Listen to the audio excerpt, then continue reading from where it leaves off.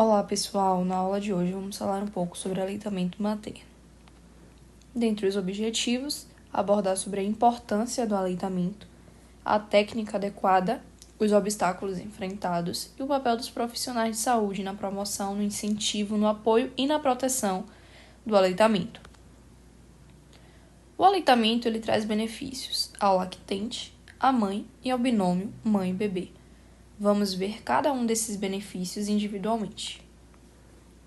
Quanto ao lactente, redução da mortalidade infantil, redução do risco de diarreia, menos grave, com menor chance de levar a um quadro de desidratação, redução dos riscos de doenças respiratórias como pneumonia, bronquiolite, redução dos riscos de alergias como dermatite atópica, asma, proteína do leite de vaca, redução do risco de doenças crônicas como diabetes, hipercolesterolemia, melhora do desenvolvimento cognitivo, melhora do desenvolvimento orofacial, questão do desenvolvimento da musculatura, tanto leva a questão da fala, da mastigação, e o valor nutricional.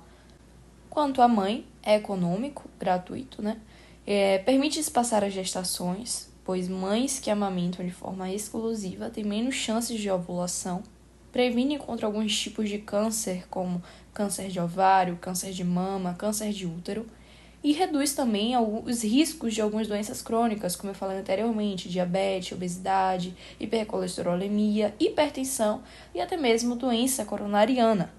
O aleitamento ele promove e fortalece o vínculo entre mãe e filho, que é de extrema importância. O Ministério ele preconiza o aleitamento materno de forma exclusiva, de forma única até os 6 meses de vida. Após isso, a alimentação complementar ela pode ser introduzida, porém mantendo o aleitamento materno até, no mínimo, 2 anos de idade.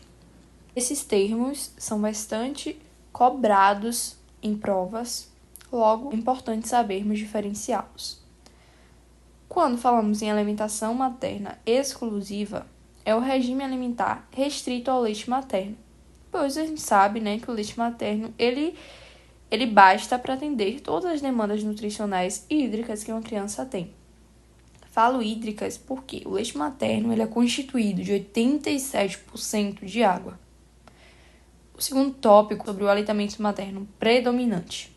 Quando se trata de predominante, é quando há a introdução de outros líquidos. O bebezinho ele faz uso do leite materno e, além disso, de água, de chás, de sucos. O terceiro tópico, alimentação materna mista, ou também chamada de parcial, quando o bebezinho ele começa a fazer a introdução de outros leites além do leite materno. E, por último, o último tópico, alimentação materna complementada, é quando faz a introdução de alimentos sólidos e semissólidos, além, é claro, do leite materno. Amamentar existe uma técnica. E você, como futuro profissional de saúde, como futuro médico, precisa analisar a técnica de amamentação em toda a consulta de puericultura. Logo, deve-se observar 2 fatores principalmente, que é o posicionamento e a pega. Quanto ao posicionamento, o corpo do bebê deve estar próximo ao da mãe, o tronco deve estar voltado para a mãe, o bebê deve estar alinhado, adequadamente apoiado, atenção ao pescoço do bebê, o pescoço não deve estar torcido e o nariz do bebê deve estar à altura do mamilo. Quanto a uma adequada pega, o bebê ele deve abocanhar a maior parte possível e não apenas o mamilo. A boca deve estar bem aberta, os lábios do bebê devem estar confortavelmente evertidos, então o lábio inferior deve estar virado para fora, o queixo deve tocar a mama, o nariz deve estar longe da mama e deve haver mais auréola visível acima da boca do bebê do que inferiormente. Então, revisando, o nariz deve estar afastado da mama, a boca bem aberta com o lábio inferior invertido e o queixo tocando a mama. Nessa imagem, a gente pode ver um trígono da pega correta, que acaba se assemelhando a um pinheiro de Natal invertido. Eu trouxe, pois acredito que na prova acaba ajudando bastante vocês na questão de memorização. Então, o trígono da pega correta se assemelha a um pinheiro de sinal invertido. Se atentem, galera, a essas técnicas adequadas, tá? Se atentem bastante a isso. Além de saber, né, identificar as técnicas adequadas, é também importante a gente saber identificar os possíveis erros, os sinais de técnica inadequada. Como exemplo, bochecha do bebê encovada, ruídos excessivos, né, da língua durante a amamentação, ou então a mama esticada, a mama deformada durante a amamentação, dor excessiva à amamentação. Então, tudo isso são sinais de alarme de técnica inadequada, que é de extrema importância em toda a consulta de puericultura, os profissionais de saúde ficarem atentos a isso. Vou seguir para vocês também uma pergunta clássica, né, uma pergunta bem comum sobre o choro do bebê. Será que é fome? Será que o leite é fraco? Gente, não existe leite fraco. O leite produzido pela mãe é exatamente na medida do que o bebê precisa. É o alimento assim, mais completo e exclusivo para essa fase da vida. E quanto ao choro, é importante frisar que nem sempre todo choro é fome. Pode refletir a questão de adaptação à vida extrauterina. E, além disso, outros dados devem ser levados em consideração, como o peso, diurese, saciedade, dentre outros. Contraindicações ao aleitamento materno.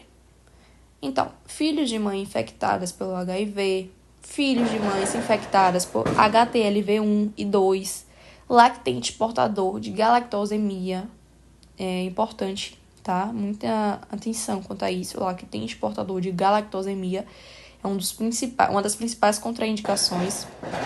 Além disso, o uso materno de medicamentos incompatíveis com a amamentação, como antineoplásicos, radiofármacos, amiodarona, lítio, alguns imunossupressores e alguns antimicrobianos. Interrupção temporária da amamentação. É o caso da varicela. Então, se a mãe apresentar vesículas 5 dias antes do parto ou até 2 dias após o parto, há necessidade de isolamento da mãe, até que essas lesões, né, elas adquiram a forma de uma crosta, digamos assim. E o recém-nascido ele deverá receber a imunoglobulina em até 96 horas. A mãe, ela poderá ordenhar o leite e esse leite poderá ser fornecido, né, ser oferecido ao recém-nascido. Uma outra questão é a infecção herpética. Então, se a mãe tiver lesões ativas na pele da mama, o aleitamento deverá continuar apenas na mama sadia. Doença de Chagas, então, em caso de doença ativa ou sangramento mamilar é evidente, é necessário ser feita uma interrupção temporária. E em caso de vacina para febre amarela, há a recomendação de interrupção do aleitamento materno por 10 dias, caso a mãe do bebê, né, com idade inferior a 6 meses, precise ser vacinada. E existem também situações em que o aleitamento materno ele é liberado. É o caso da tuberculose. É recomendável que as mães que ainda não iniciaram o tratamento ou ainda sejam bacilíferas, elas amamentem usando máscara, pois não há transmissão pelo leite materno. Logo, é liberado. Caso de hepatite B, C. Então, com o uso da vacina e da imunoglobulina, é praticamente zerado, gente, o risco de transmissão pelo leite materno. Estudos mostram isso. Mas, claro, deve-se tomar cuidado com a presença de fissuras que possam propiciar o contato do bebê com o sangue materno. Tem que ficar alerta, né, em alerta quanto a isso. Em caso também de hanseníase, não há contraindicação ao aleitamento materno, porque a transmissão ela depende de contato íntimo e prolongado, tá? Com bacilífero, né? Bacilífero sem tratamento, nesse caso. Então, a orientação é manter o aleitamento e iniciar o tratamento. Em caso de resfriado comum em COVID, não há contraindicação ao aleitamento. No caso específico de COVID, há a recomendação de que a mãe amamente utilizando máscara e evite contato próximo com o recém-nascido fora desses momentos.